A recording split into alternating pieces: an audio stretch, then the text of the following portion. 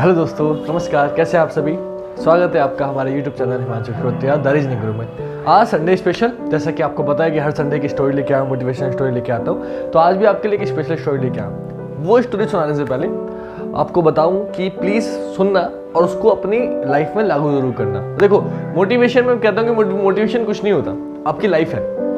मैं कितनी स्टोरी सुनाऊँ? स्टोरी से क्या होता है कि एक हफ्ते की पूरी पढ़ाई कर रहे होते हैं, कुछ थोड़ा सा सुन के अगर हमें अपने आप में कुछ चेंज करने का मन करे, वो मोटिवेशनल स्टोरी है। तो आप, लेकिन काफ़ी बार स्टोरी अभी काम नहीं करती है ना, आपकी परिस्थितियाँ ऐसी होती हैं। तो आप लोगों को खुद पे जीत करनी है, खुद पे जीत पा लोगे तो सब चीज़ अच्छी लगेगी, और खुद अपने आप पे कंट्रोल नहीं है तो कितनी मोटिवेशन सुन लो उससे कोई फर्क नहीं पड़ेगा।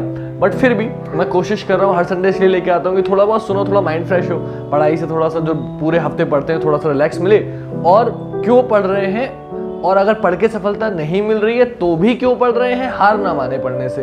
हम पढ़ाई को कंटिन्यू रखें, बस इसलिए हर संडे को आपको कुछ ना कुछ सुनाता रहता। तो आज की स्टोरी भी इसी पे बेस्ड है कि होता क्या है कि एक बार आपने देखा होगा घर में मछलियों का टैंक होता है, इसमें मछलियाँ होती हैं, घर में सब लोग रखते हैं, एक्वेरियम। तो होता क्या है कि उसमें एक बार बहुत बड़ा वाला होता है, जो आपने देखा होगा, फिल्मों में देखा होगा कि बहुत बड़ा होता है, कांच का, लोग देखने जाते हैं दुबई वगैरह में।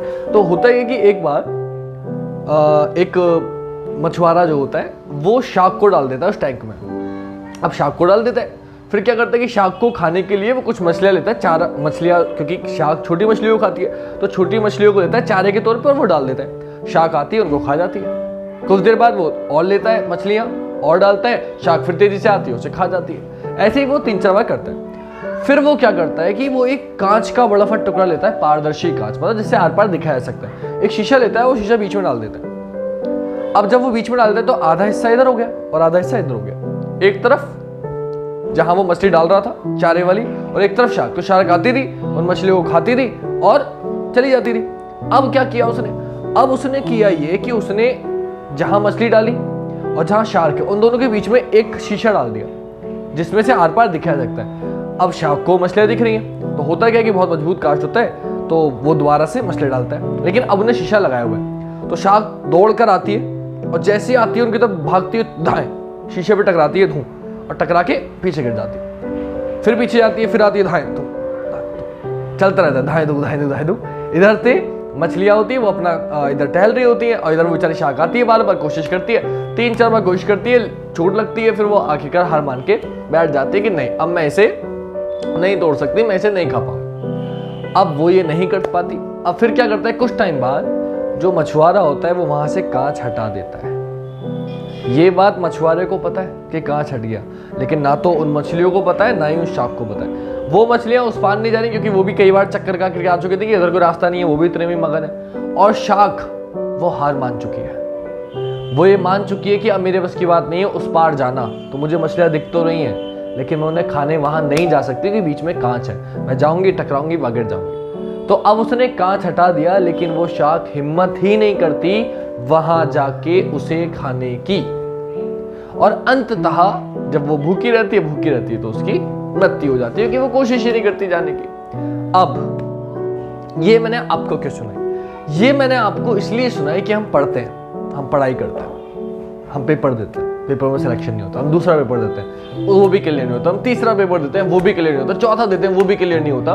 तैयारी हम कर रहे हैं, पेपर भी दे रहे हैं, लेकिन पेपर क्लियर नहीं हो रहा। फिर हम हार मान के बैठ जाते हैं कि अब मेरे बस की बात नहीं है पेपर निकालना। और कभी कभार हमारी तैयारी 4 बार में इतनी अच्छी हो चुकी होती है कि एक बार और अच्छे से तैयारी करके अगर पेपर दे तो शायद जॉब लगने ही वाली है, या पेपर जिस बार हमने नहीं दिया उसी दिन पेपर आसान आ गया।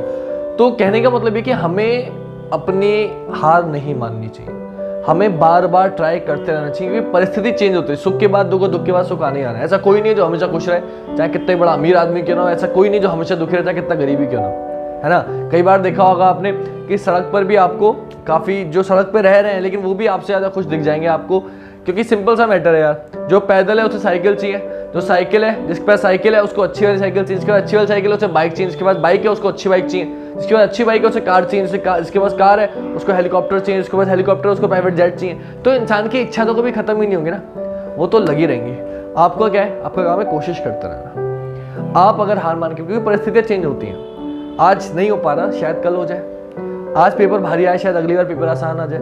आप हार मान के बैठ नहीं सकते कि नहीं मेरे बस की बात नहीं, मैं ये नहीं कर सकता। तो आज इस स्टोरी का मोटिव आपको बताने का सिर्फ यही था। काफ़ी बच्चों को ये होता है कि 2-3 पेपर नहीं निकलते तो वो नहीं यार अब मुझसे नहीं होगा, वो कोचिंग छोड़ देते हैं। एक बात और बताया तो बेटा, जो बच्चे आप लोग कोचिंग छोड़ देते हो एंड देन आप लोग सोचते हो मैं घर पे पढ़ लूँगा, मुझे नहीं लगता पर्सनली कि आप 3-4 घंटे लगातार घर पे बैठ के पढ़ सकते हो ना। आपको 10 बच्चे होते हैं पास में, जो पढ़ने वाला बच्चा उसको दिख रहा है मेरे आसपास बच्चे हैं, जो क्वेश्चन नहीं आता वो पड़ोस में पूछ लेता है, 4 घंटे बैठ के कोचिंग में पढ़ता है। फिर घर जाके कोचिंग का काम भी, जब आपका एक प्रेशर होता है ना कि पैसे दे रहे हो, तो हम काम देते हैं तो आप कोई टीचर एक सब्जेक्ट नहीं पढ़ोगे, कोई तो अच्छा लगेगा सब्जेक्ट, उसका काम भी घर पे करोगे। जब घर पे खुद पढ़ते हो तो आप वो नहीं कर पाते। फिर कुछ बच्चे ऑनलाइन कोर्स खरीद लेते हैं। देखो फ्री ऑफ कॉस्ट आप पढ़ रहे हो, कोई इश्यू नहीं, पैसा नहीं जा रहा, आप कोर्स बाय कर लेते हो, मैं मना नहीं करूँगा भाई, करो, अच्छी बात है। लेकिन जब आपको पैसे देना है तो आप ऑफलाइन दो, मेरा मानना यह है। बिकॉज ऑनलाइन आप पैसे जो दे देते हो, मुझे पर्सनली ऐसा लगता है कि उसके बावजूद आप वो चीज़ नहीं पा सकते जो ऑफलाइन कर सकते हो, है ना। और काफ़ी बच्चे ऑनलाइन नहीं समझ पाते, चाहे मैं, सिंपल सी बात है, शायद इसी वजह से मेरे साथ भी काफ़ी बच्चे, मैं बहुत बच्चे भी जुड़ा हुआ हूँ, लेकिन वो ऑनलाइन नहीं देख पा रहे क्योंकि मैं ऑफलाइन उनके पास मौजूद हूँ, तो वो ऑनलाइन इतना प्रेफर नहीं कर पाते। तो आप लोगों को क्या करना है कि आप बस ट्राई करते रहो, ऑनलाइन ऑफलाइन कुछ भी करो, उससे फर्क नहीं पड़ता, लेकिन करो। मेन मुद्दा है पढ़ाई करना, तो आप लोग पढ़ाई करते रहो। कोई इश्यू हो या जॉब ना लगे तो हार मत मानो, ट्राई करते रहो। अगर एक पेपर नहीं हुआ तो बेटा कोई टेंशन नहीं है, अगले में सिलेक्शन जरूर होगा, बाई चांस रह गया तो उससे अगले में जरूर होगा, लेकिन हार नहीं माननी हमें, एंड तक कोशिश करते रहना है। अगर हार मान लिया आपने कि नहीं मुझसे नहीं हो पाएगा, पढ़ना छोड़ दिया बेटा, तो फिर नहीं हो पाएगा, है ना। तो बस हार मत मानना और करते रहना। और आज की वीडियो ज़्यादा समय ना बढ़ाते हुए अपनी वाणी को यहीं समाप्त करूंगा, और कल रात 8 बजे, जैसे कि रोज़ रात 8 बजे आपको वीडियो मिलती है, तो कल रात 8 बजे मिलेंगे। आज के लिए इतना ही। जय हिंद, जय भारत, वंदे मातरम।